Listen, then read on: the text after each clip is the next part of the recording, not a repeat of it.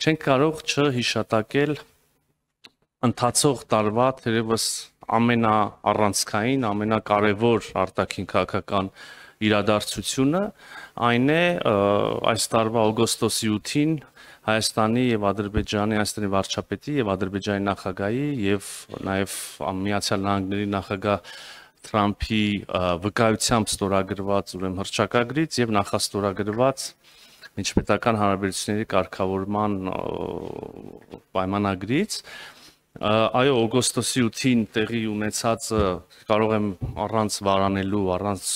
չափազանցություն համարելու անվանել շրջադարձային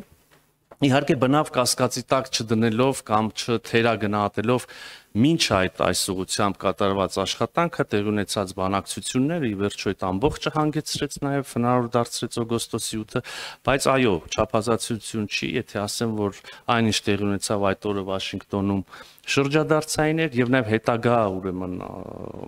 աշխատանքները ներկայացնելու համատեքստում անկյունակարային են։ Այդ օրը ես ավելորդ չեմ համարում նորից ամփոփել, նորից ներկայացնել իրականում ինչ տեղի ունեցավ։ Խաղաղություն հաստատվեց Հայաստանի եւ Ադրբեջանի միջև, ընդ որում նորից ստորագրված հռչակագրով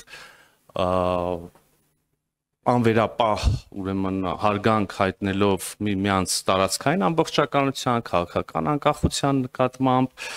ՄԱԿ-ի կանոնադրության եւ Ալմաթի հռչակագրի համաձայն սահմանների ուրեմն անձեռնմխելիության նկատմամբ,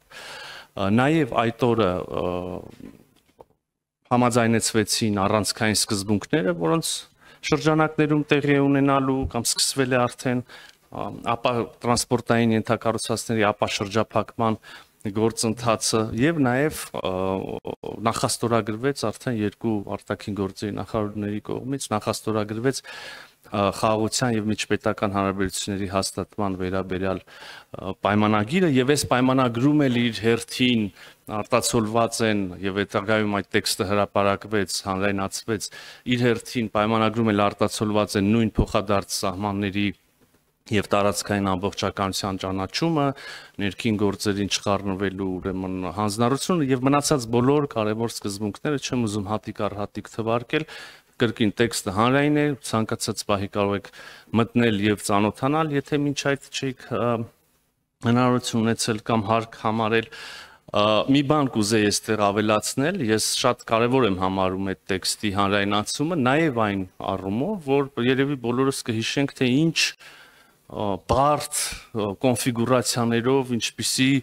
ստեր էին տարածվում եւ մանիպուլյացիաներ էին տարածվում այս պայմանագրի վերաբերյալ,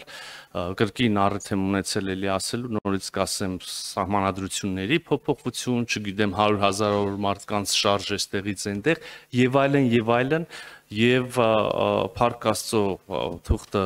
հանրային է, հրապարակային է եւ տեսնում ենք, որ այդ մանիպուլյացիաներից եւ որևէ մեկը այդտեղ ոչ միայն չկա, այլև հերրավոր ակնարկ անգամ այդ ամեն ինչի մասին չկա։